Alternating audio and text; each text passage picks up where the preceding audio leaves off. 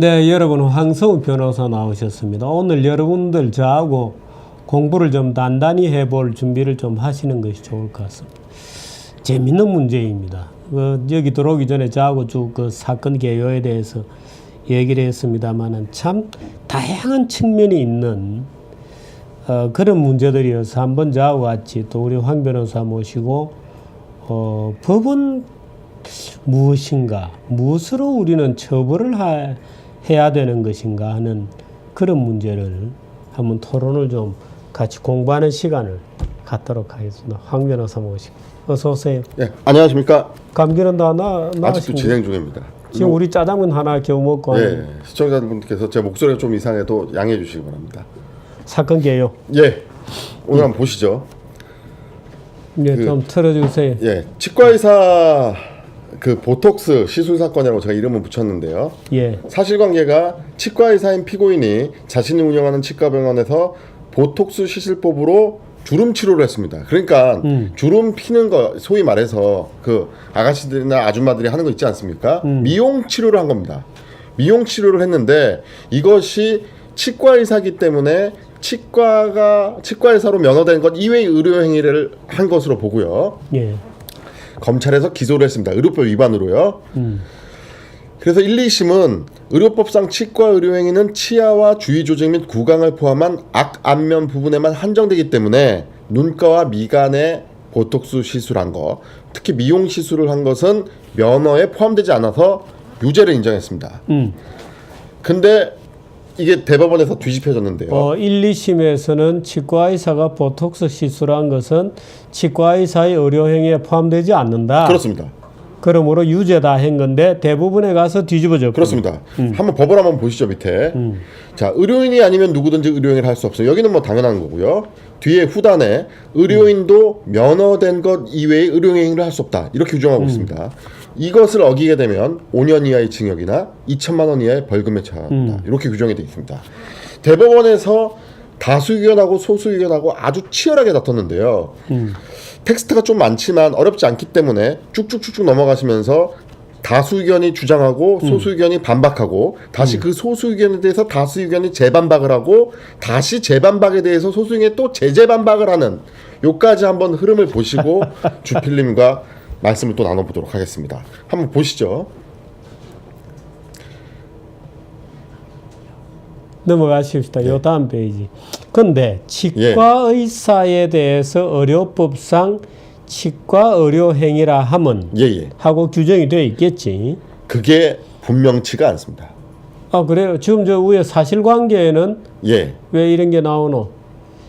치아와 뭐 구강, 안면, 악안면. 한번 보시죠. 다수 의견이 이제 그 논거가 나오는데요. 의료법은 의료인 일단 세 가지로 나눕니다. 면허를 세 종류로만 딱 한정해서 발급하는데요. 의사, 치과의사, 한의사로 종별로 엄격히 구분하고 그렇게 전제를 하고 있지만 이 다수 의견입니다. 각각의 업무 영역이 어떤 것이고 그 면허의 범위 안에 포섭되는 의료행위가 구체적으로 어디까지인 관해서는 아무런 규정을 두고 있지 않냐고 있습니다. 그렇습니까? 예. 그래서 아니 치과의사라 하면 에 대한 규정이 있어야 될 거 아니야. 없는 모양입니다. 참. 그래서 의료행위의 종류가 너무나 다양하고 의학도 계속 발달하고 있기 때문에 이 입법 취지가 법률로 일의적으로 규정하기보다는 합리적인 법 해석에 맡기는 유연한 형태가 더 적절하다는 것이 입법자의 의사라고 다수 의견은 보고 있습니다. 그래서 두 번째 논거는 의학과 치의학은 기본적으로 학문적 원리가 다르지 않다. 원래 그 구강외과는 연역적으로 외과의 한 분야로 간주되다가 양악수술, 그다음에 구순구개열 수술, 이거 얹혀진 수술 말하는 건데요. 양쪽이 모두 시술하고 있는 영역이 존재하는 것도 현실이고 지금 치과대학에서도 구강학, 안면외과학에 관한 이론과 실무를 가르치고 있다라고 하면서 불분명하다는 것도 강조하고 있죠. 다음으로 또 다수 의견입니다. 계속해서. 치과에서 이미 이 보톡스에 관련해서 치과적 치료 과정에서 보톡스를 쓰고 있는 모양입니다. 그래서 또 치과대학에서 보톡스 시술에 대해서 교육을 하고 있고요. 그래서 하물며 이런 시술이나 진료에도 보톡스를 사용하고 있는데 미용, 주름 피는 거 정도는 이 시술에 비하면 훨씬 더 위험성이 간단하다. 적다라는 거죠. 그렇기 때문에 이 치과 의료 행위에 이 미용 행위라고 배제된다고 보기는 어렵다라고 하면서요. 보톡스 자체가 의료 행위라는 것은 인정하는 거죠. 그렇습니다. 혹시나 보톡스가 의료 행위가 아니다. 이건 아니죠. 그렇습니다. 그래서 미용실에서 이렇게 할 수는 없는 거죠. 그렇군요. 예, 예. 보시죠. 반대 의견 나왔습니다. 반대 의견이 드디어 나오기 시작합니다. 자, 이 의학적 소수의견입니다. 두 사람은 대법관인데요. 의사와 치과 의사를 준별하는 취지를 한번 보자. 일단 방법론에 있어서 의학의 기초 원리와 방법론에서 의학과 치의학이 다르지 않는 건 맞는데, 그러나 의사와 치과 의사를 굳이 구별하고 있는 것은 거기에 대해서 그 범위를 넘어서는 것을 형사처벌까지 하게 두고 있는 것은 입법자 의료법의 근본적인 결단이라고 보는 겁니다. 그 다음에 두 번째로 치과대학에서 구강학 안면외과 학이라든지 안면 관련 내용이 포함되어 있다는 근거로 삼는 것은 다수 의견이 그렇게 근거로 삼는 것은 적절하지 않다. 왜냐하면 예를 들어 한의대나 간호대의 교육과정에서도 일반 의학에 관한 내용이 포함될 수 있고 그런 것도 국가시험 문제에 포함될 수도 있지만 그렇지. 그렇다고 해서 한의사나 간호사 면허만을 가지고 해당 의학 분야의 의사와 같은 의료행위를 할 수 있느냐? 그거는 아니다라는 겁니다. 다음으로 또 넘어가 보시면요. 자, 본 사건을 한번 보자. 이것은 눈 주변의 주름을 해소하는 것으로서 치아 기능에 관한 것은 아니다라는 것입니다. 구강보건의 일환도 절대 아니고요. 그렇다면 더 큰 위험을 발생시킬 우려가 있다고 보기 어렵다 하더라도, 그러니까 위험성이 적다 하더라도 이러한 사정만을 가지고 치과적 치료를 위한 것인지 여부를 가리지 아니하고 일반적으로 허용된다고 할 수는 없다라는 것이죠. 그러니까 첫 번째 논거, 의료법의 근본 결단을 법원은 법 그대로 받아들여야 한다는 얘기입니다. 자, 이제 마지막 반대 의견인데요. 이제 다수 의견대로 해버리면 기준이 구체적으로 밝히지 않았기 때문에 치과의사에게 어느 정도가 의료행위로 허용될 수 있는지 여부를 개별적인 사안에 따라서 법원이 판단한다는 문제가 나온다는 것이죠. 그래서 그런 모호한 기준이 나와버리기 때문에 그럼 기준을 알 수 없는 상황에서 어쨌든 기준이 있을 거 아닙니까? 그 모호한 기준을 넘어서는 행위는 처벌을 한다는 건데 그럼 어쨌든 그 모호한 기준을 일반인은 예측할 수가 없으니까 법적 안정성을 침해한다는 것이죠. 그러니까 그 모호한 기준을 법원이 판단해서는 안 된다는 거죠. 그렇습니다. 그래서 이제 법률가들이기 때문에 사실은 이 사건의 쟁점은 죄형 법정주의입니다. 죄형 법정주의의 정신을 어떻게 볼 것이냐. 소수 의견은 법이 있다. 법대로 판단을 해라. 이게 불합리하면 법을 고쳐야지. 근데 입법자들이 할 문제지. 법원이 나서서 법의 해석을 만들어선 그 법 규정을 무시해서는 안 된다. 이런 얘기고요. 다수 의견은 현실적으로 기준을 찾아보려고 했더니만 기준이 없더라는 것이에요. 기준이 없으면 죄형 법정주의. 그 얘기가 이제 나옵니다. 그래서 소수 의견이 저렇게 반발을 하니까 다수 의견에 대한 보충 의견이라고 해서 소수 의견을 다시 지적합니다.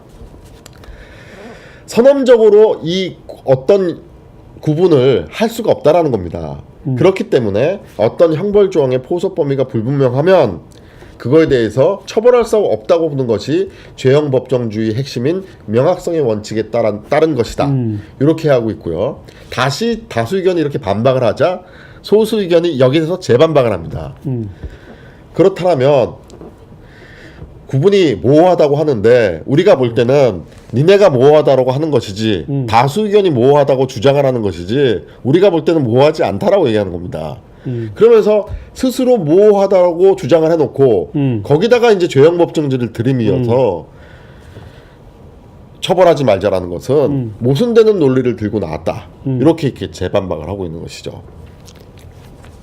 그런데 저기에 대해서 언제 나온 판결이죠? 7월에 나온 지난 7월 21일 날 나온 판결입니다. 치과의사 업계는 대환영이겠습니다. 그럴 것 같습니다. 그런데 일반의 예를 들어서 뭐 성형외과 이런 데서는 난리가 났겠네요. 그렇죠. 일반외과라든지. 그럼 보톡스는 뭐 치과 가서 맞아도 된다. 그렇습니다. 이 판결 그런 거 아니에요. 예. 그래서 지금 이 판결, 그러니까 소수 의견이 워낙 내용이 방대한데요. 제가 이제 많이 줄였는데 소수 의견의 내용을 보면 그럼 도대체 극단적으로 음. 치과 의사가 얼굴에 관련돼서는 다 할 수 있다는 얘기가 나온다라는 얘기죠. 그러면서 치과 의사가 다리 치료하는 것도 가능하냐? 위험성이 덜하다면 이런 식으로 이제 소수 의견이 또 한동안 왜 치과대 성형외과가 예, 예. 이 악 양악 수술, 양악 예. 그 양악 수술인가? 제가 용어는 잘 모르겠습니다. 가지고 붙었잖아요. 예, 예. 그건 어떻게 됐나요? 저도 잘 모르겠는데, 근데 치과에서 지금 하고 있는 것 같습니다. 제가 선전을 보니까 치과 하죠. 예, 양악 수술 전문 치과가 해요. 있습니다. 오. 예. 우리가 그건 이 치과 그 잘라 지난번에 왜 많이 잘라가지고 전시해 놨던 그분은 예, 치과였나 아니면 모르겠습니다. 하여튼 지금 그렇다 오히려 제가 볼 때는 치과가 오히려 더 활성화되어 있는 것 같습니다. 이 악수술은 예, 예. 근데 저렇게 되면 지금 대부분 다수 의견의 판결대로 하자면 치과 의사의 의료 행위가 예, 예. 주장하기에 따라서 굉장히 확장될 수 있어요. 그렇습니다. 예를 들어서 뭐 이마에 타는 거 정도 도 괜찮다. 그 뭐 다 그 교육도 받는다 그러면 목에도 괜찮지 않냐 이렇게 갈 거고. 또 사실은 이 이빨과 연결되는 신경계통 전부를 건드릴 수도 있다. 이렇게 갈 수도 있고. 굉장히 확장해 놓은 거예요. 그 이제 판결문 전체가 한 되게 많은 분량인데요. 예. 이제 다수 의견이 또 이런 얘기도 합니다. 그럼 치과 의사도 의사인데 길에서 이제 뭐 예를 들어 아기가 넘어져서 다쳐서 찢어졌다. 그럼 그 꼬매줬다 치과 의사가. 그러면 의료법 위반인 거냐? 당연히 기본적인 외과적 시술을 알고 있으니까 치과 의사가 꼬매줄 수 있다. 그러니까 그런 측면에서 보더라도 이것을 유죄로 하면 안 된다 그러니까 소수 의견은 또 뭐라고 얘기하냐면 그건 의료법 위반이 애초부터 아니다. 그건 긴급 피난에 해당되기 때문에 그건 당연히 무죄이기 때문에 그건 다수 의견 논거로 들면 안 된다. 이런 식으로 아주 치열하게 다툽니다. 그래서 모르겠습니다. 지금 판결 어떻게 보세요? 저는 이제 의학 지식이 없으니까요, 주필님.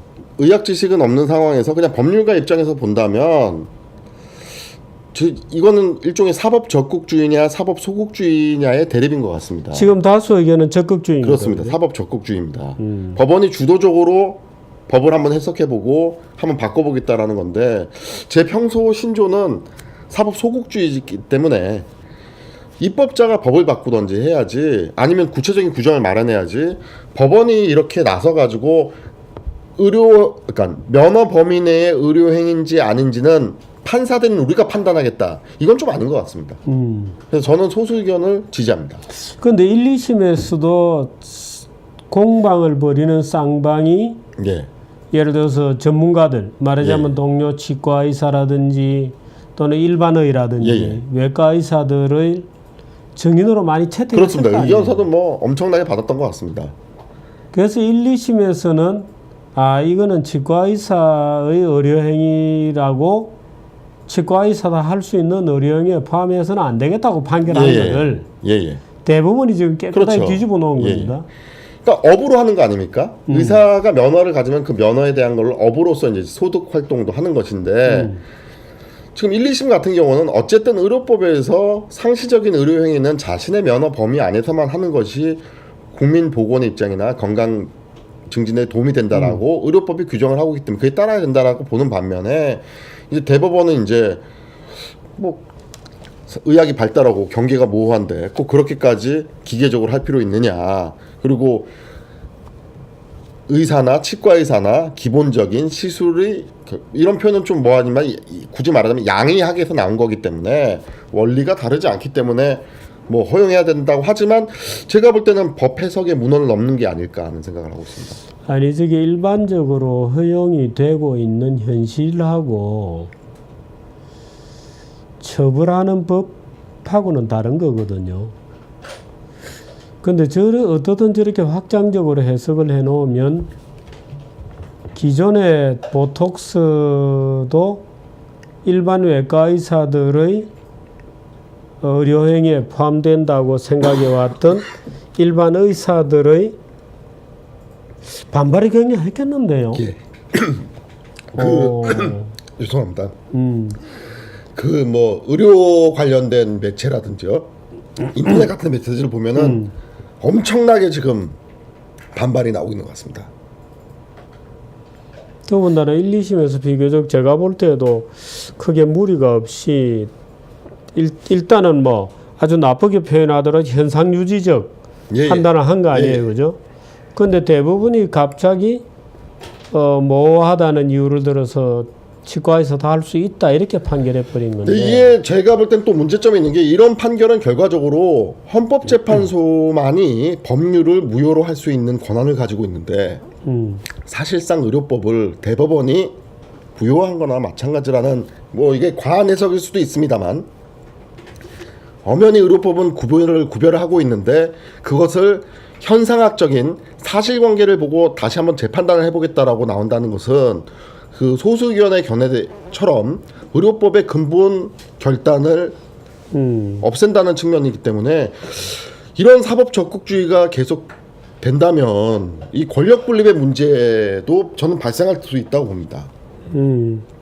그러니까 사실 사법부가 입법부의 고유 영역을 침해하는 것이라고도 볼 수 있죠. 차라리 그 2심까지 이제 치과의사 피고인이 유죄를 받았더라면 치과의사가 이 의료법의 그 처벌 조항을 위헌법률 심판 제청을 해서 헌법재판소로 가는 것이 순리죠.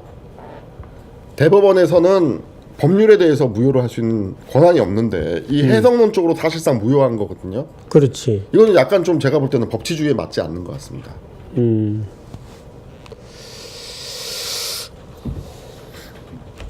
변호사들이 좀 무능했나요? 1, 2심 때요? 예.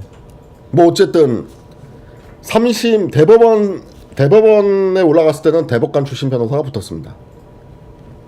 뭐 대법관 의사 출신 변호사가 붙었다고 해서 대법관들이 마음을 바꾸었다고 우리가 예단하기는 어렵죠. 그렇지만 뭐 주필님께서 1, 2심 변호사가 무능하냐고 또 질문을 하셔서, 제가 뭐 변호사들은 또 무능하다는 소리는 듣기 아니 근데 싫어해서. 사실은 예. 저런 문제들이 의학의 발전에 따라서 굉장히 법원에 많이 올 수 있는데, 저런 문제에 관해서 일반 예를 들어서 법관들이 단순하게 법이론만을 가지고 판결하기에는 지금 대법관들이 저 의학의 경계 영역이 모호하다고 하는 다수 의견을 근거로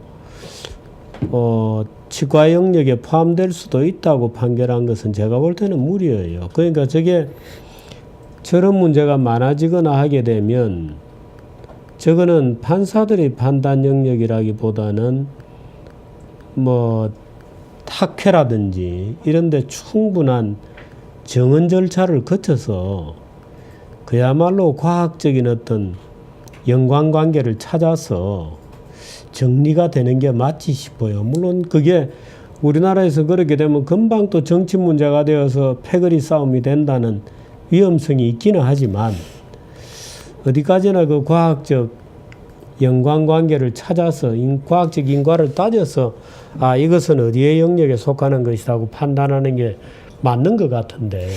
근데 저는 또 주필 한편으로 드는 생각이, 너무 또 과잉 형벌이라는 의미도 들은 것 같습니다. 이게 과연, 그러니까 법을 뭐랄까요? 이런 경우도 사실 뭐 치과의사냐 이거를 법을 좀 정치하게 만들어서 이 전문가들 집단으로 조언을 받아서 법을 제대로 만드는 게 중요하지, 그냥 대충 법을 만들어 놓고 그걸 또 처벌까지 하는 조항을 만들어 놓은 다음에 뭐 의학의 문외 아닌 법조인들에게 한번 판단해봐라 이런 식으로 미룬다는 느낌도 좀 들고요. 그러니까 저거는 사실 아마 입법자들도 명확하게 판단하기가 어려운 것이, 어떤 규정을 정해놓아도 5년 내지 10년이면 그 경계가 완전히 무너져 버릴 수도 있거든요. 의학이라는 게 굉장히 이제 발달하니까. 근데 의학이라는 게 발달해서 경계가 모호해지고 있다는 이유만으로 저렇게 보톡스 정도는 치과의사도 해도 된다라고 업역을 자체를 법원에서 이렇게 규정하는 것은 맞지 않다고 봅니다. 예, 예. 그래서 그런 위험성이 좀 있는. 그래서 다른 저는 치과 의사가 어느 정도 기술이 있고 일반 의사가 또 어느 정도 기술은 모르지만 뭐 다 전문가들이 다 전문가 집단이지만 그냥 순수하게 법률가 입장에서 봤을 때 죄형 법정주의 논점으로만 본다면 소수 의견이 맞는 것 맞아요. 같습니다. 그리고 아까도 말씀드렸지만 이게 법이 문제가 있다면 위헌법률 심판으로 가서 그 루트를 타가지고 한번 다퉈야지 해석론성으로 법률 자체를 무시하는 결과적으로는요. 그렇게 돼버리는 것은 좀 사법 적국주의를 반대하는 입장에서는 좀 유감이라는 게. 야, 오늘 죄송합니다. 재밌는 얘기들이 많이 나왔습니다. 해석에 관한 문제, 사법이 어떻게까지 해석할 수 있느냐, 사법 적극주의의 여러 가지 문제, 죄형 법정주의 문제, 또 날로 진화하고 있는 의료 기술들의 문제. 모르죠. 근데 좀 있으면 이제 의료 기술도 IBM 같은 데서 왓슨이라고 하는 알파고를 가지고 있잖아요. 그 AI. 지금 그 AI의 기술 수준이 그 미국에서 이미 통계를 보면 그 어떤 전문가들보다 적어도 진단에 있어서만큼은 수준이 확실히 높다는 거거든요. 그러니까 이제 저렇게 되면 병원에 의사를 갖다 놓는 것보다는 그 알파고 왓슨이라고 하는 로봇, 예. 인공지능 로봇 의사를 갖다 놓는 것이 훨씬 좋을 수도 있고. 그럼 정말 경계가 없어지겠습니다. 그 그때 로봇은 의료행위라 네. 하면 뭘 말하느냐 그 하는 건 진짜로 골치 아파지는 거죠. 예. 그러니까 지금 의사 선생님들이 앉아 있고 우리가 진짜로 우리나라 참 의료법은 정말 낙후돼 있기도 합니다만은 근데 이제는 왓슨이라는 프로그램 안에 넣으면 그러니까 IBM에서 그 왓슨이라는 프로그램을 이 병원에도 팔고 저 병원에도 여러 병원에 팔 거 아니에요. 그럼 여러 병원에 있는 통계들이 모여지면서 왓슨은 점점 명의가 되는 거예요. 어마어마한 경험이 알고리즘 속에서 축적이 되거든. 예. 그러니까 예를 들어서 암 진단, 로봇이 와서 또 오퍼레이션도 하고 수술도 하고 하면 할 때 과연 의료행위란 무엇인가에 대한 개념이 달라지는 나중에 그럼 삼성 의사, LG 의사 이렇게 선택할 수도 있는 날일 수도 있을 것 같습니다. 그러니까 로봇으로 왓슨, 나온다. 예. 무슨 뭐 닥터 큐 뭐 이런 이름의 예. 로봇들이 깔리는 거지. 프로그램들이. 그랬을 경우에 의료라는 것은 무엇을 얘기하는 것인가에 대한 굉장히 아마 복잡한 논쟁들이 붙을 겁니다. 그래서 아마 그 다수 의견은 아마 이 현실론적인 어떻게 보면 이제 진보적인 마인드인 것 같고요. 소수 의견은 좀 보수적인 마인드 또 이렇게 해석도 가능할 것 같습니다. 좀 엄격한 엄격하게. 보수적이라기보다는 좀 엄격한 이쪽은 조금 뭐 세상도 많이 뭐 변했는데 뭐 보토스 정도는 어때? 라고 하는 좀 편한 기분으로 한쪽은 좀 엄격한 이랬던 것 같습니다. 아주 재밌는 갈등이었는데 저런 문제 앞으로 계속 생길 거예요. 예, 근데 정말 이제 의사협회하고 치과의사협회하고 어떻게 또 대응을 할지 그것도 참 궁금합니다. 아마 이제 법을 다시 만들라는 이제 아마 그런 요구가 생길 것 같습니다. 시행령이나 시행규칙에다가 엄격하게 구별을 하는 그걸 만들어라. 왜냐하면 매번 이렇게 법원 가갖고 판사들한테 물어볼 수 이번에 국회의원에 치과의사도 몇 분 있다는 거예요. 예. 치과의사 국회의원에 몇 명 있느냐, 일반 의사 출신 국회의원에 몇 명 있느냐 하는 싸움도 되겠네요. 참 우리나라 국회는 이렇게 저렇게 바빠지겠습니다. 고맙습니다. 여기까지 할게요. 고맙습니다. 예.